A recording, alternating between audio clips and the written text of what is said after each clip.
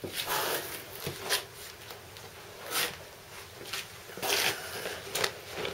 don't know how well you can see this, or if you really even can. Hopefully you can. So there's a dry spot starting right there. Starting right there. Dry spot. It's almost opaque. And watch as I work this thing, every one of those spots gets bigger.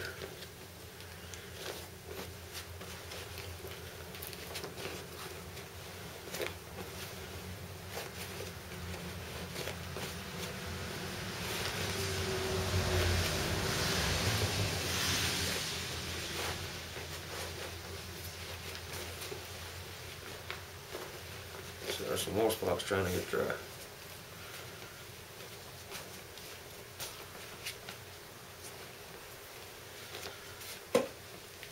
This is a lot less tedious. It's not back breaking. If you want to take a break, you throw it in a little bag. Take a little break.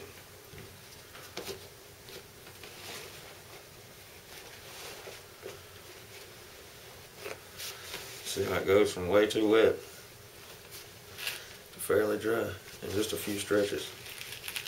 And that has a lot to do with sitting by this heater in a dry environment. Over there where I was working brains into it, there's still water on the floor. It's because the humidity is so high, it won't evaporate over there. But I'm within this circle around the fire of dry air. So that's really helping to dry this hide out. On a day like this is really not the best time to be trying to stretch a hide dry.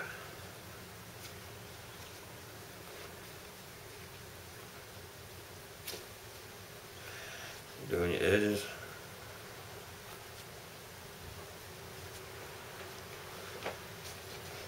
Pull it out several times, right side by side by side, and pull those apart. You'll see it makes instant difference.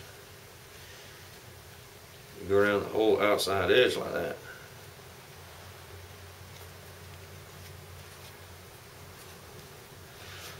Look at how it just, you see where it's starting to dry right there.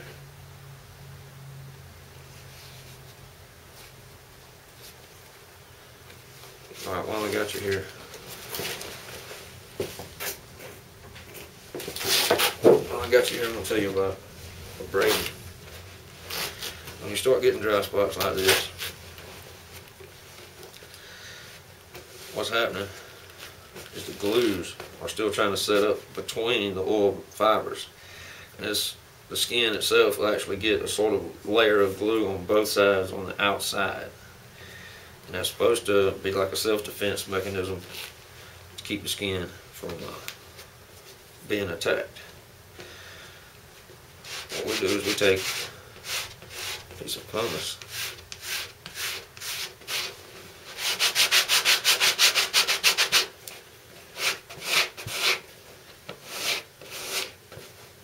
and rub all over it just to break those glues up around the outside. And now you'll see that as we stretch it, those places get even drier. More bounce is going to come into your skin this way. Now this is pumice that I bought at the pharmacy uptown or the dollar store or something.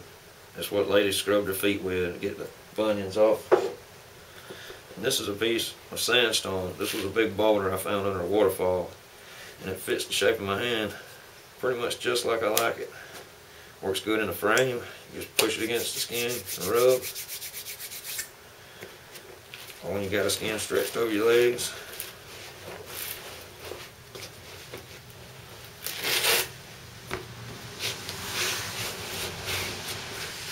Dig in with it.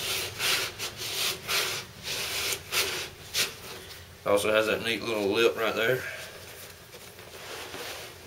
which is handy for working edges.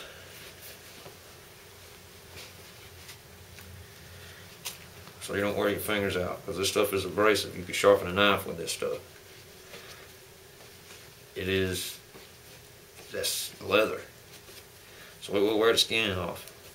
If you sit here and keep pulling with your fingers this way all day, you're gonna have sore fingers. Either use something else or use your fingers flat together like this when you're pulling that hide. See that? Right off the end of it.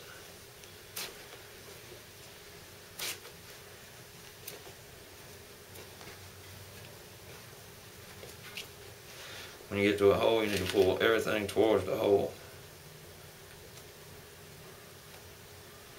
And pull around the hole. And the hole, except for the very inside edge of it, will soften. Cut that out, sew it up, and it'll almost disappear.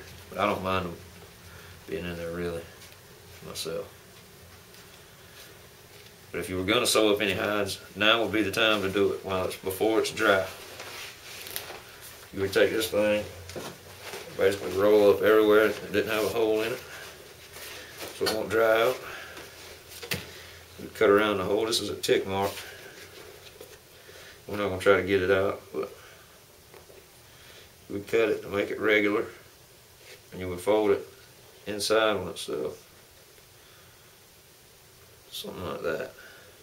And you would sew it inside right there.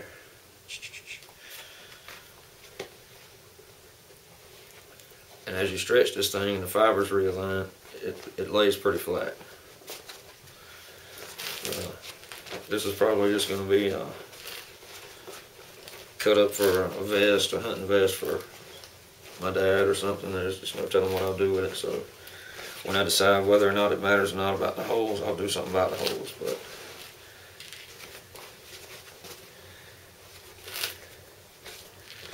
alright, I guess that's enough for now. You can see how this is drying.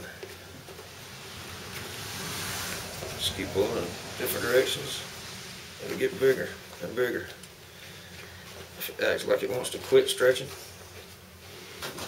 take your pumice or sandstone, pop it a little.